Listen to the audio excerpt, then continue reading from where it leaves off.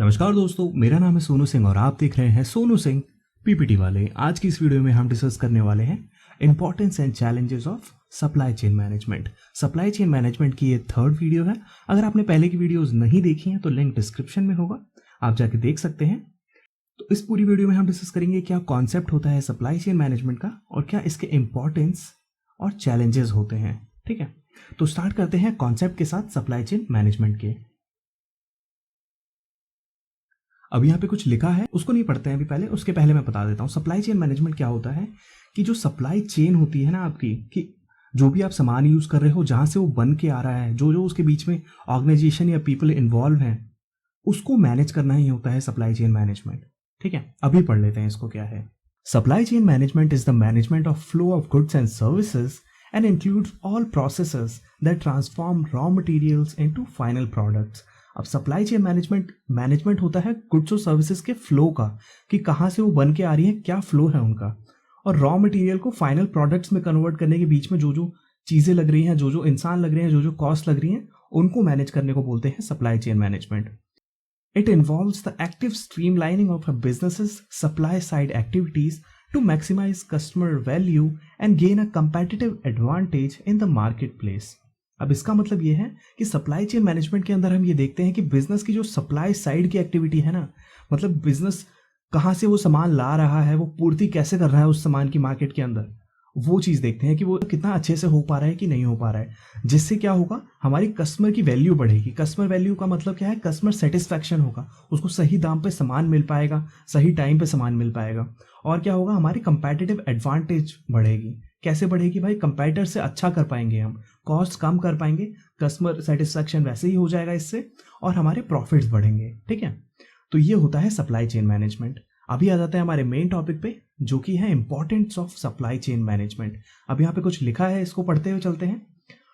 To remain competitive small firms have to offer superior quality goods at the lowest price possible.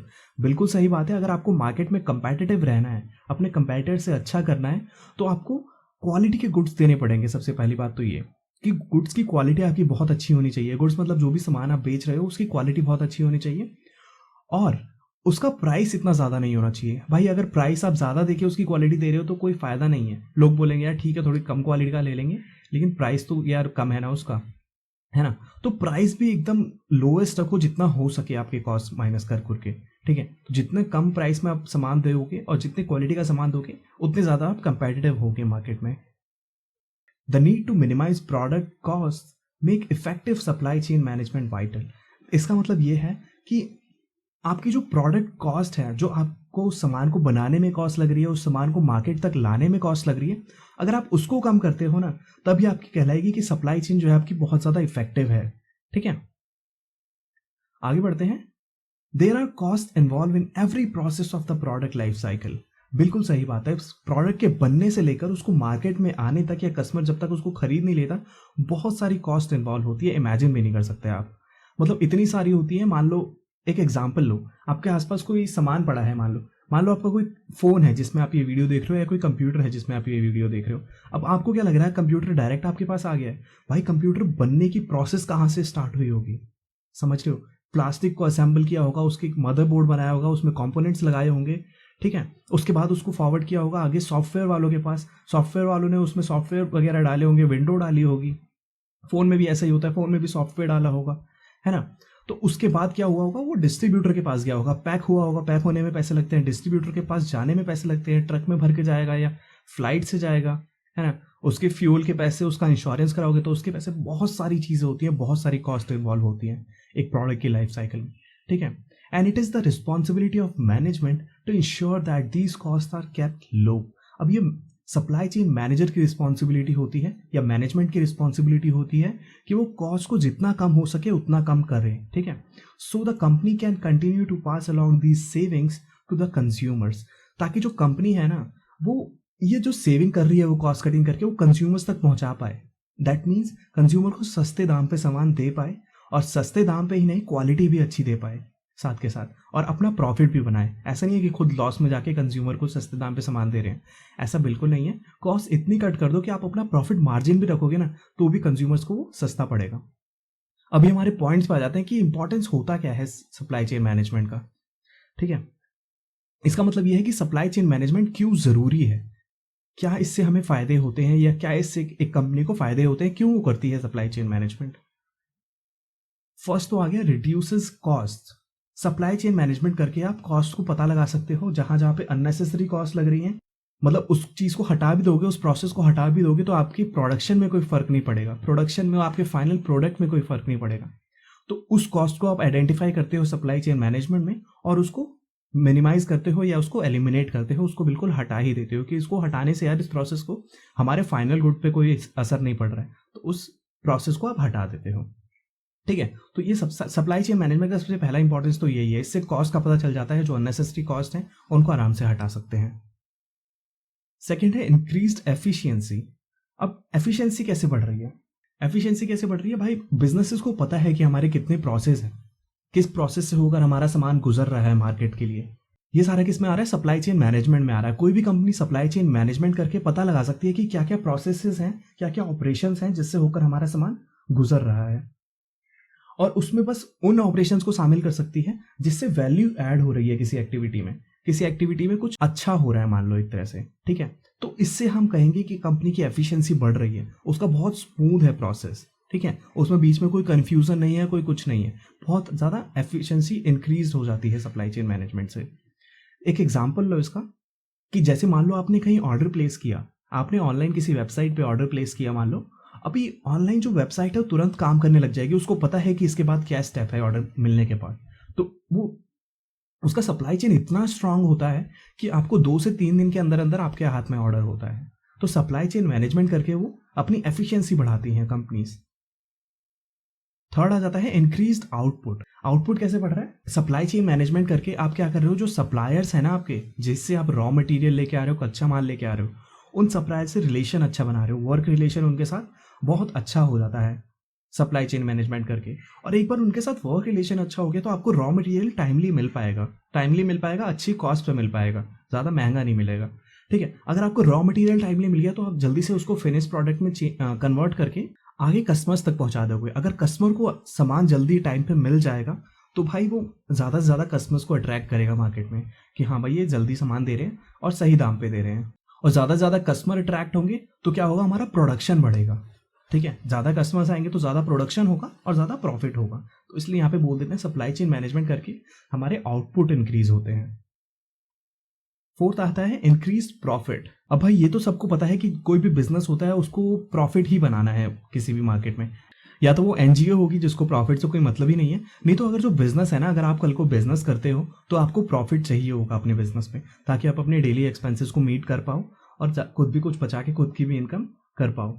तो supply chain management करके, जैसे कि ऊपर वाला ही example है, आउटपुट वाला एग्जाम्पल ले लो, आउटपुट इंक्रीज होगा, आउटपुट इंक्रीज होगा तो कस्टमर सेटिस्फैक्शन तो होगा ही होगा, और साथ में हमारे प्रॉफिट्स भी बढ़ेंगे, हमारी सेल बढ़ेगी और हमारे प्रॉफिट बढ़ेंगे। और एक ये भी हो सकता है कि इसका, जैसे हमें रॉ मटेरियल मिल गया और सही कॉस्ट पे मिल गया तो हम कस्टमर्स को अच्छी कॉस्ट पे दे पाएंगे उसको। ठीक है, अच्छे प्राइस पे दे पाएंगे, अच्छे प्राइस पे देंगे तो कस्टमर ज़्यादा से ज़्यादा उस चीज़ को खरीदेगा और कॉस्ट रिड्यूस करके हम अपने प्रॉफिट इंक्रीज कर सकते हैं सप्लाई चेन मैनेजमेंट से। लास्ट आ जाता है यहाँ पे after sale services. Supply chain management के अंदर यही नहीं आता है कि कस्टमर्स के पास एक बार सामान पहुंच गया तो आप कस्टमर्स को भूल जाओगे। कस्टमर्स को भूलते बिल्कुल नहीं है, उनको आफ्टर सेल्स सर्विसेज देते हैं। जैसे सप्लाई चेन मैनेजमेंट के प्रोसेस में भी था ये, आपने अगर पहले वाली वीडियो नहीं देखी है तो सप्लाई चेन मैनेजमेंट के प्रोसेस का लास्ट स्टेप होता है रिटर्न, कि अगर कस्टमर को कोई दिक्कत आ रही है ना किसी सामान में जो उसको मिला है तो वो हमें रिटर्न कर सकता है। तो आफ्टर सेल सर्विसेज हमें मिलती हैं, जिससे क्या होता है, कस्टमर हमारा सेटिस्फाइड रहता है हमेशा। तो ये भी एक इंपॉर्टेंस हो गया सप्लाई चेन मैनेजमेंट का। तो ये कुछ 5 इंपॉर्टेंस थे।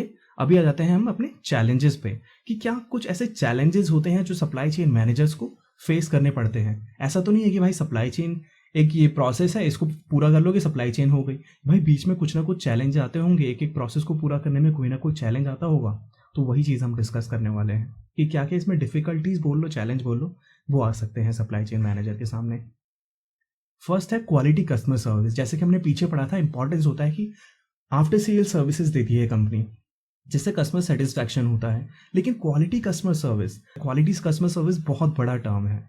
इसके लिए आपको कस्टमर सर्विस सेंटर रखने पड़ेंगे, है ना, सर्विस सेंटर रखोगे तो उसमें कॉस्ट लगेगी आपकी। तो ये सारी चीज़ें चैलेंजेस में आ जाती हैं, ठीक है। और कस्टमर्स की डिफरेंट डिफरेंट नीड होगी, डिफरेंट डिफरेंट प्रेफरेंसेस होंगे, उसको मीट करना, राइट क्वालिटी देना कस्टमर को, राइट क्वांटिटी पे सामान देना, राइट अमाउंट में देना सामान, परफेक्ट टाइमिंग में देना जिस टाइम उसको चाहिए। तो ये सारा क्वालिटी कस्टमर सर्विस में आता है, जो कि एक चैलेंज है सप्लाई चेन मैनेजर के सामने, ठीक है।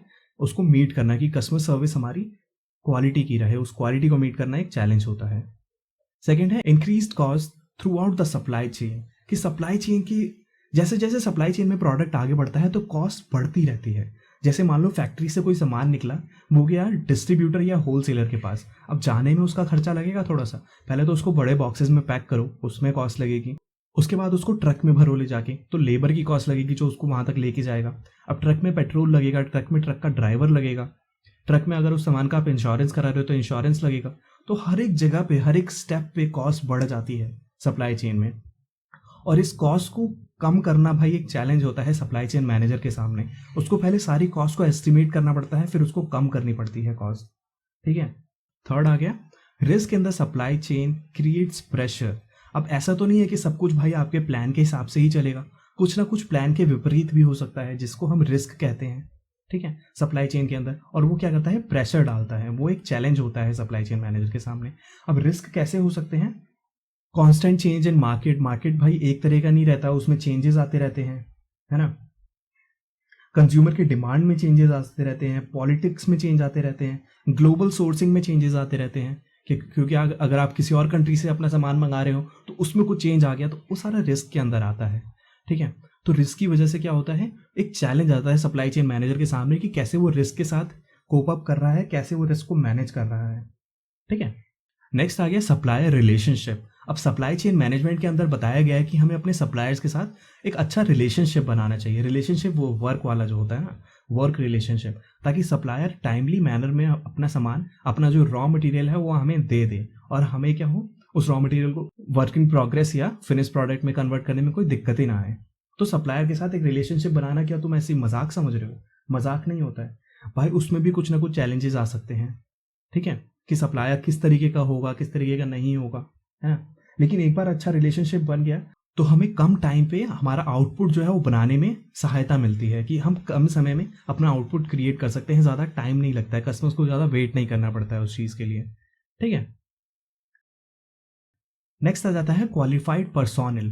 क्वालिफाइड पर्सोनल कैसे एक चैलेंज हो गया सप्लाई चेन मैनेजमेंट में, भाई पर्सोनल जो काम करेंगे उसके ऊपर ही तो सारा डिपेंड होगा ना, कि कैसे सप्लाई चेन आपकी चल रही है या कैसे सप्लाई चेन का मैनेजमेंट हो रहा है। तो क्वालिफाइड पर्सोनल को ढूंढना भी एक चैलेंज होता है। जो भी काम होगा, जो भी प्रोसेस होगी, उसके अंदर आप बंदे लगाओगे ना, प्रोडक्शन में बंदे लगाओगे, उसको मार्केट तक लेके जाने में बंदे लगाओगे, डिस्ट्रीब्यूटर कैसे होंगे, ये सारी चीज़ें जिन बंदों में बहुत ज़्यादा इंटरेस्ट होता है या पैशन होता है सप्लाई चेन में काम करने का, तो उनको ढूंढा जाता है इसके अंदर, ऐसे किसी को भी नहीं रख लिया जाता है, ठीक है। ये पूरा सप्लाई चेन इफेक्ट कर सकता है एक बंदा भी, तो इसलिए क्वालिफाइड पर्सोनल को ढूंढना भी एक चैलेंज होता है। लास्ट हो गया अनफोर्सिंग डिलेज। अब अनफोर्सिंग डिलेज क्या हो सकते हैं, अब ऐसा तो है नहीं कि आपकी सप्लायर के साथ रिलेशन अच्छे है तो हर बार वो टाइम पे ही आपको सामान देगा, 100% टाइम पे आपको सामान मिल रहा है, ऐसा नहीं होता है। कुछ ना कुछ डिले बीच में आ सकते हैं, कुछ भी रीज़न की वजह से डिले आ सकते हैं। जैसे सप्लायर से आपने सामान मंगाया कुछ, वो इंटरनेशनल सप्लायर था, जैसे मान लो आपने यूएसए से कुछ सामान मंगाया, चाइना नहीं बोलेंगे अभी, चाइना के थोड़ा सा विवाद चल रहा है, तो हाँ, यूएसए से आपने कुछ रॉ मटेरियल मंगाया, तो यूएसए से आने में बीच में कुछ ना कुछ दिक्कतें आ सकती हैं, इतनी दूर से सामान आ रहा है, तो ऐसा तो है नहीं कि जितने टाइम में आपने सोचा है उतने टाइम पे ही आपको रॉ मटेरियल मिल जाएगा, और उससे क्या इफेक्ट होगा, कस्टमर इफेक्ट होगा हमारा। तो ये भी एक चैलेंज होता है कि डिलेज को जितना हो सके उतना कम करें, या उसका एस्टिमेट लगा के चले पहले से ही। तो ये सारी चीज़ें थी challenges in supply chain management, और यही था इस वीडियो में। आई होप आप समझ गए होंगे क्या होता है सप्लाई चेन मैनेजमेंट, क्या इसके इंपॉर्टेंस होते हैं, क्या होता है सप्लाई चेन मैनेजमेंट से, और क्या इसके चैलेंजेस होते हैं, क्या इसमें डिफिकल्टीज आ सकती हैं सप्लाई चेन मैनेजमेंट में।